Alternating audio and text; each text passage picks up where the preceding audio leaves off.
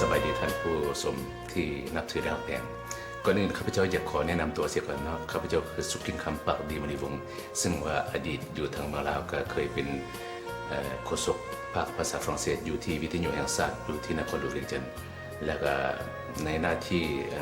หลักก็ได้เฮ็ดเวียกอยู่ที่กระทรวงวางแผนพัฒนาแห่งชาติอยู่ที่เวียงจันทร์ในเวลาที่ว่าออกมาอยู่ในต่างประเทศตั้งแต่ปี1973และข้าพเจ้าได้มาอยู่ประเทศแคนาดามอร์เรียล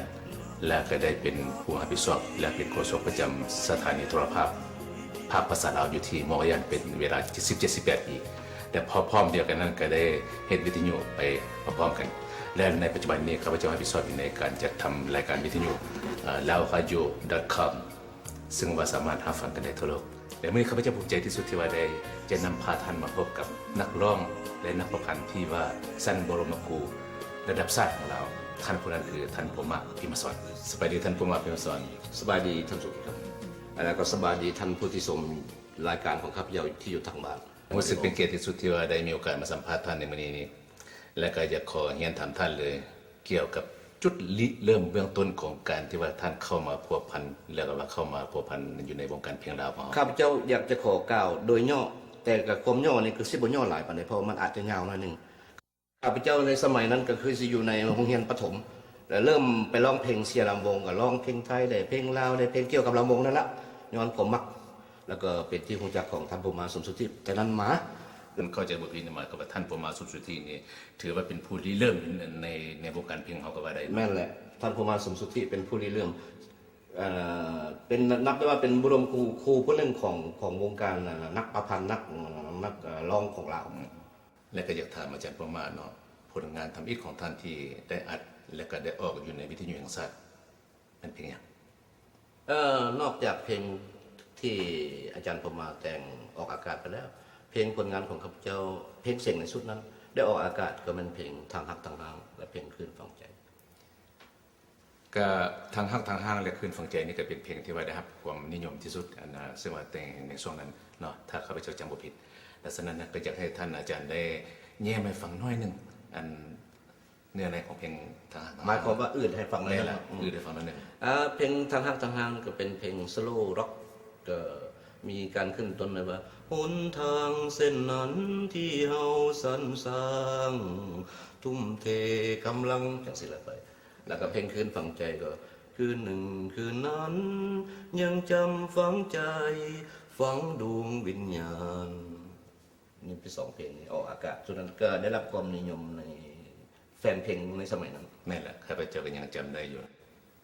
คันมาฟังเบิ่งเพลงทางฮักทางห้างหรือว่าคืนฝังใจเนี่ยมันก็เป็นเพลงโศกเป็นเพลงที่ว่าคือคนอกหักเนาะก็ทางนั้นข้าพเจ้าเองเลยก็ว่าทางผู้ชมคือกันอยากรู้คือกันเนาะว่าท่านพมะพิมพ์สอนมาแต่ง2เพลงนี้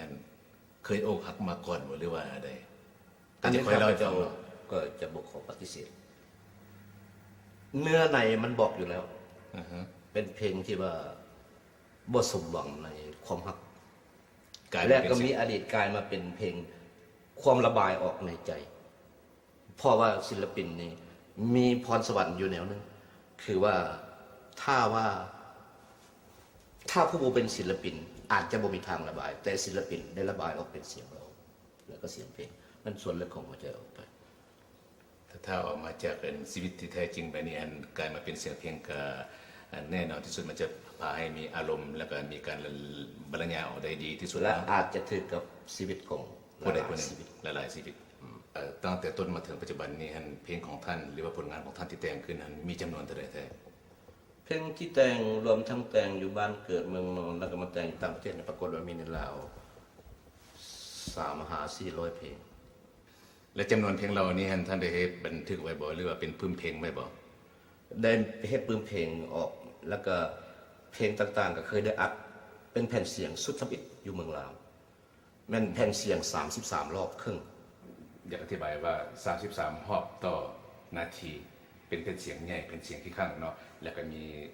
45รอบต่อนาทีแล้วก็ยังมีอีก78รอบต่อนาทีเป็นแผ่นเสียงที่ข้างเพราะว่าสมัยนี้เขาสมัยใส่ซีดีแล้วเนาะลักษณะจะว่าอันนี้เพื่อความเข้าใจอยู่ในเพลงเสียง33ครับจะได้ร้องเพลงของท่านพินวันสวัสดีราตรีพาฝันแล้วก็โดยเฉพาะแล้วเพลงวันดีปีใหม่นี่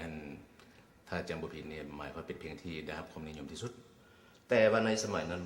บ่ทันเป็นความนิยม หากก็มานิยมในสมัยนี้ สมัยนั้นก็สิเอาไปร้องกันอยู่ในงาน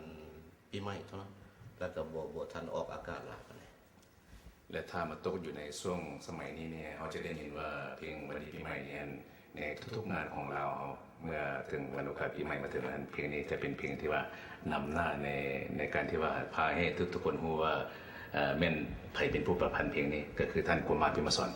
นักประพันธ์เอกของเรานี่เนาะลีลาการแต่งเพลงของท่านในส่วนใหญ่ของเพลงที่ว่าแต่งออกมาเป็นไปในประเภทใดประเภท ส่วนมากแล้วเป็นประเภทที่ว่า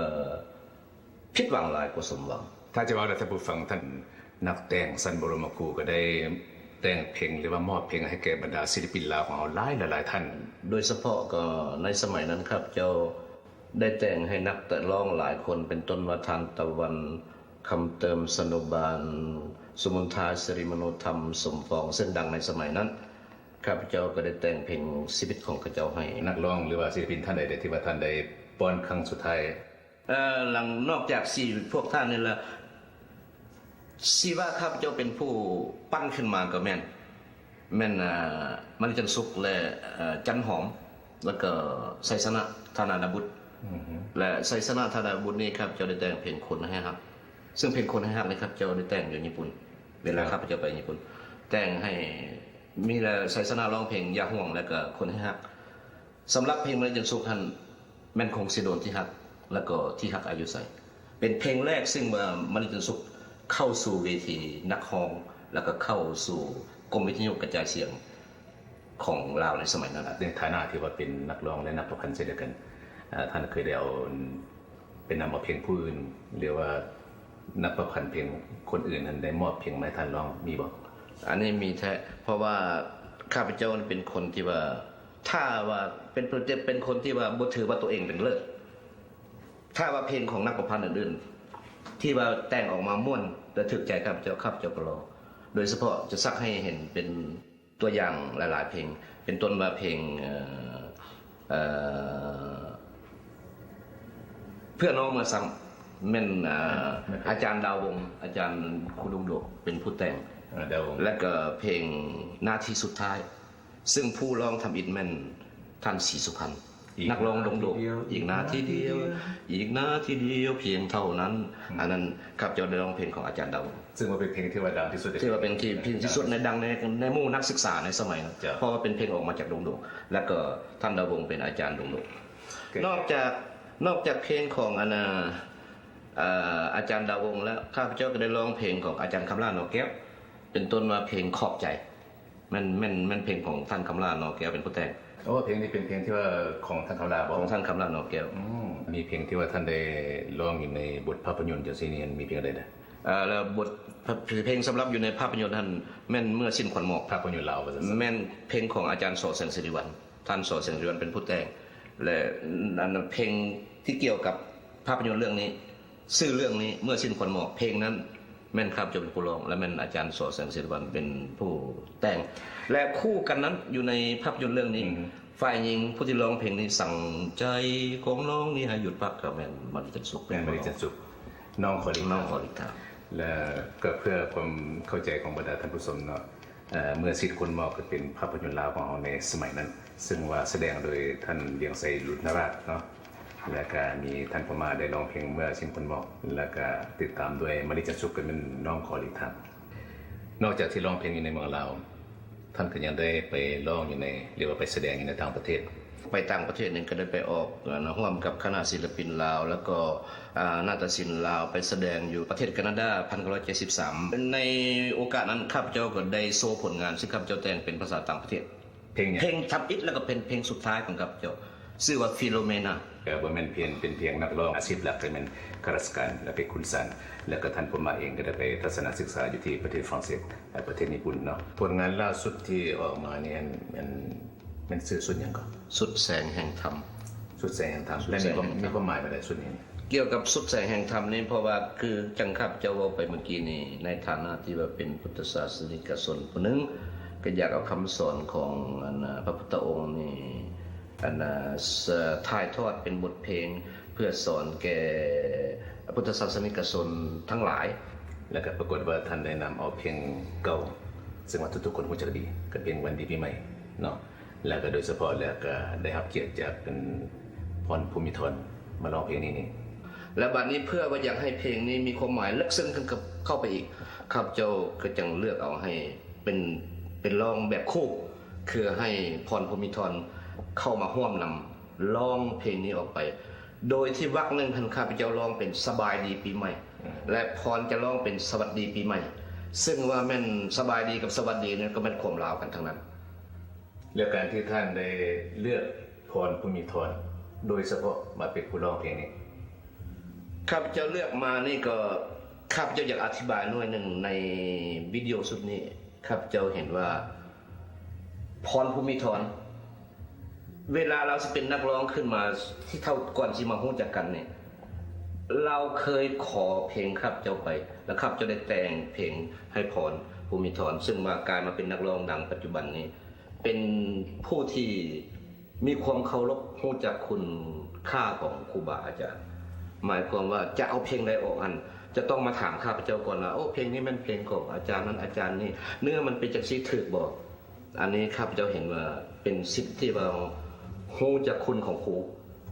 ซึ่งว่ามันกงกันข้ามกับหลายๆเพลงหลายๆนักร้องซึ่งว่าข้าพเจ้าบ่อยากเอ่ยชื่อออกมาในที่นี้ซึ่งเอาเพลงของข้าพเจ้าเนี่ยแล้วก็เพลงของผู้อื่นหลายๆคนไปออกอากาศบางเทื่อก็อาจจะฟังบ่คักก็ร้องผิดเนื้อไปบางเทื่อก็เจตนาแปลงเพลงแนวของเขาซึ่งเป็นการละเมิดทรัพย์ภายในของนักประพันธ์และโดยเฉพาะในการที่ว่าท่านเลือกเป็นพรภูมิธรมาร้องนี่ก็สิ่งที่จะปฏิเสธบ่ได้ก็เป็นนักร้องหญิงที่ว่ามีน้ำเสียงและก็เป็นนักร้องที่เป็นยอดนิยมอยู่ในปัจจุบันนี้อย่างแน่นอนอันนี้ข้าพเจ้าขอรับว่าท่านให้ทัศนะถึกแล้วเพราะว่าพรภูมิธรเดี๋ยวนี้ก็เคยไปเฮ็ดทัวร์อยู่หลายๆประเทศมาตัวไปฮอดเมืองลาวแล้วก็ไปฝรั่งเศสไปเกือบทั่วโลกแล้วก็เป็นนักร้องที่นิยมในปัจจุบันนี้แล้ววันนี้มาถามถึงความรู้สึกความประทับใจของท่านเกี่ยวกับผลงานล่าสุดซึ่งว่าเป็น DVD ซึ่งเฮ็ดออกมานี่ถามความรู้สึกของท่านเป็นอะไรข้าพเจ้ารู้สึกว่าข้าพเจ้ามีความพอใจหลายพอใจโดยเฉพาะแม่นได้ล้มลุกคุกคานมาเป็นเวลาเกือบ2 ปีเพราะว่าอัดขั้นทำอิฐอัดเป็นมาสเตอร์ยังบ่ทันเป็นรูปนี้มาก็ได้2 ปีแล้วกว่าจะมาเป็นผลงานเป็น DVD ฉะนั้นจึงมาขอฝากDVD นี้ไว้นำความสนับสนุนของพี่น้องสลาของทุกท่านเนาะแล้ววันนี้ก็ขอเชิญท่านมาพบกับพรภูมิธรซึ่งว่าเป็นนักร้องที่ได้ร้องเพลงประกอบอยู่ในสุดล่าสุดของท่านผมมาพิมพ์สอนซึ่งว่าจะออกเป็น DVD เนาะสบายดีน้องพรสวัสดีแล้ววันนี้คำถามอีกที่ว่าจะถามน้องพรเนาะ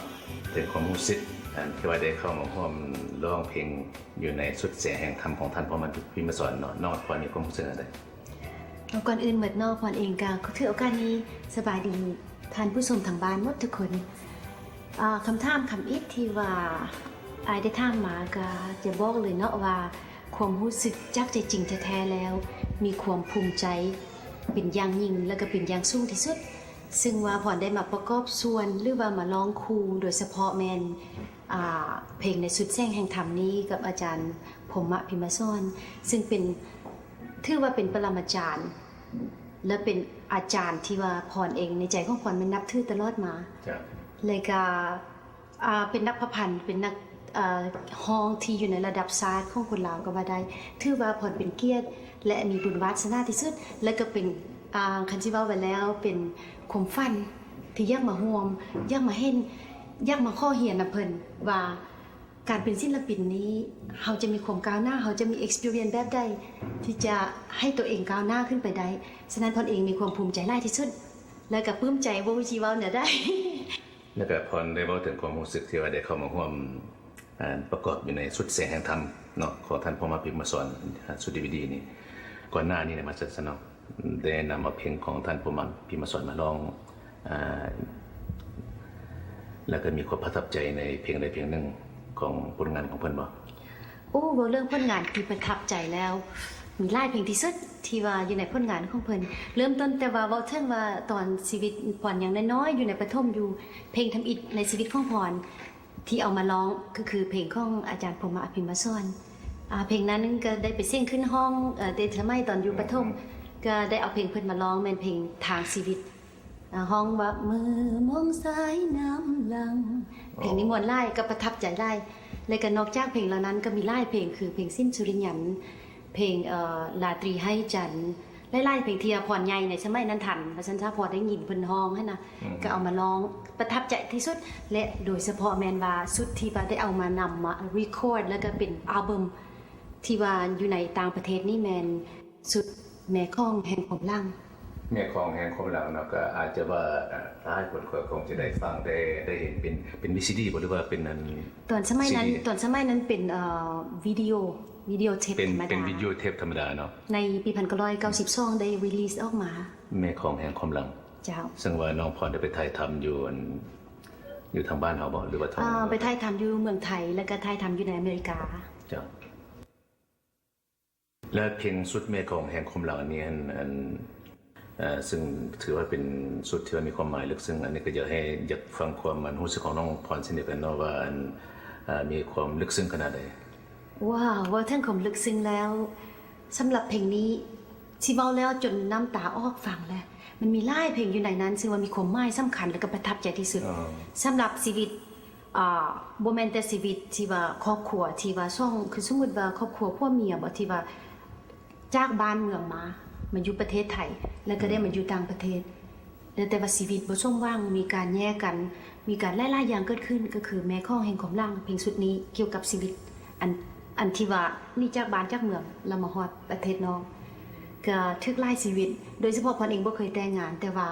ฟังแล้วประทับใจฟังแล้วน้ำตาออกแล้วก็ขอบอกให้ท่านผู้ชมทราบว่าสุดแม่ของแห่งความลังซึ่งว่าเป็นสมัยตะกี้ก็ไม่ให้เป็นแบบวิดีโอยังบ่แม่นยังบ่มีวีซีดีคือสมัยนี้เนาะแล้วก็ได้รับความนิยมเป็นที่สุด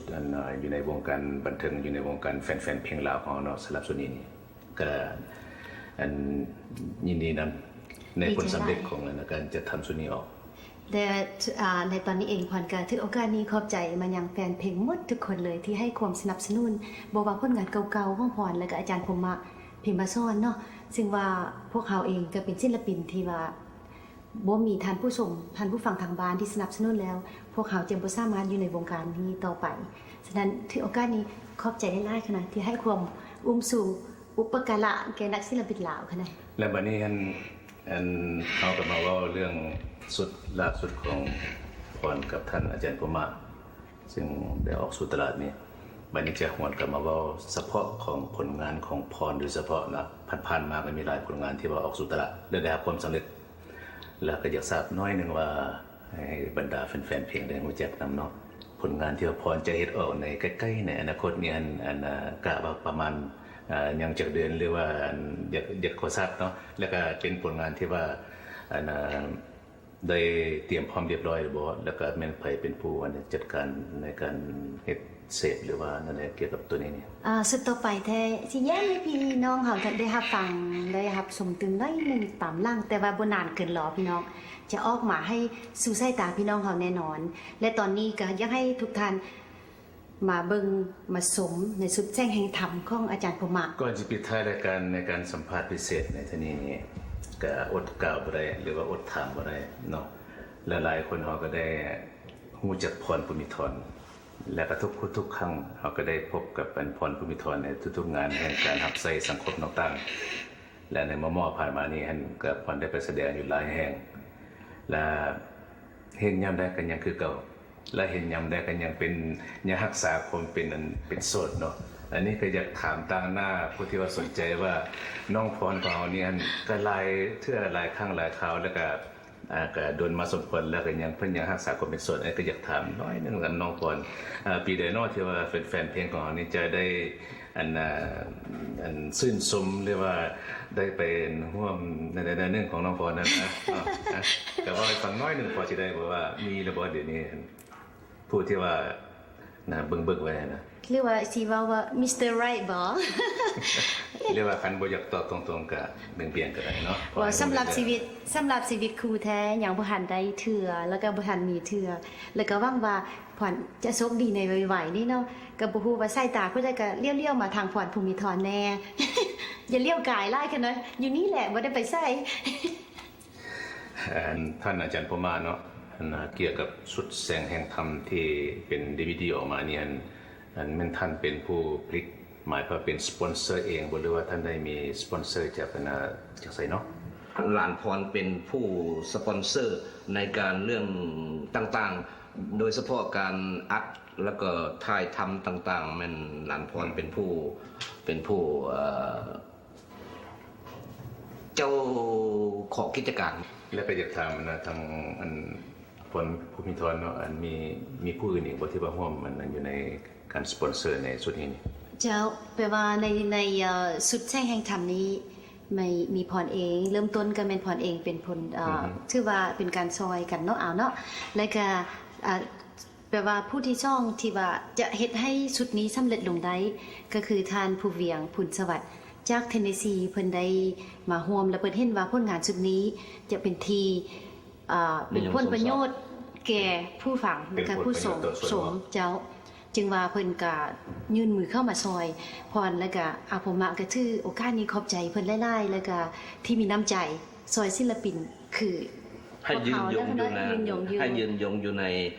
วงการศิลปินนี้ต่อไป และก็ยังมีภาคส่วนประกอบอีกโดยเฉพาะแล้วมัน